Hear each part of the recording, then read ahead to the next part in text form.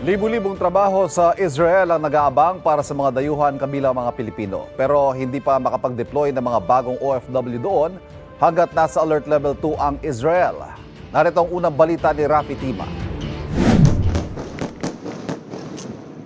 Bunsod ng gerang sumiklab matapos atakehin ng grupong Hamas ang Israel. Mahigit 4 na rang OFWs na ang voluntaryong umuwi sa Pilipinas mula sa mahigit 30,000 Pilipino na nagtatrabaho roon. Sa taya ng Israeli government, aabot sa 10,000 dayuhang manggagawa na nagtatrabaho sa Israel ang umalis dahil sa giyera. Dagdag dito ang libu-libong trabaho na dating ginagawa ng mga Palestino.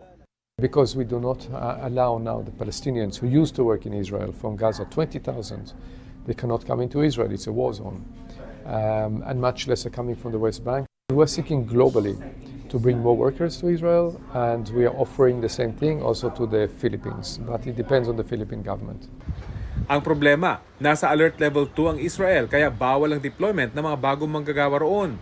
Gustong-gusto pa man din daw sana ng mga Israeli ng mga Pilipino ang makakuha ng mga bakanteng trabaho.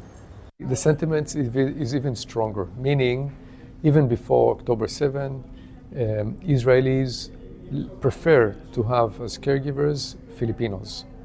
Israelis very much like Filipinos, you know, English speaking, Filipinos are kindest people in the world. Bukod sa mga caregiver, marami daw ang bakante sa sektor ng hotel industry, agriculture at construction. Hiningi namin ang reaksyon ng DMW at DFA pero wala pa silang tugon kung kailan maaaring ma-lift ang alert level 2 status ng Israel. Ayon naman sa DOLE, bagamat sana manatili sa bansa ang labor force ng bansa, malaking bagay ang libu-libong job vacancy sa Israel. Any additional job, especially nabanggit mo 20,000, malaking bahagi yan na makakaluwag doon po sa mga kababayan natin. Ito ang unang balita. Rafi Tima para sa GMA Integrated News.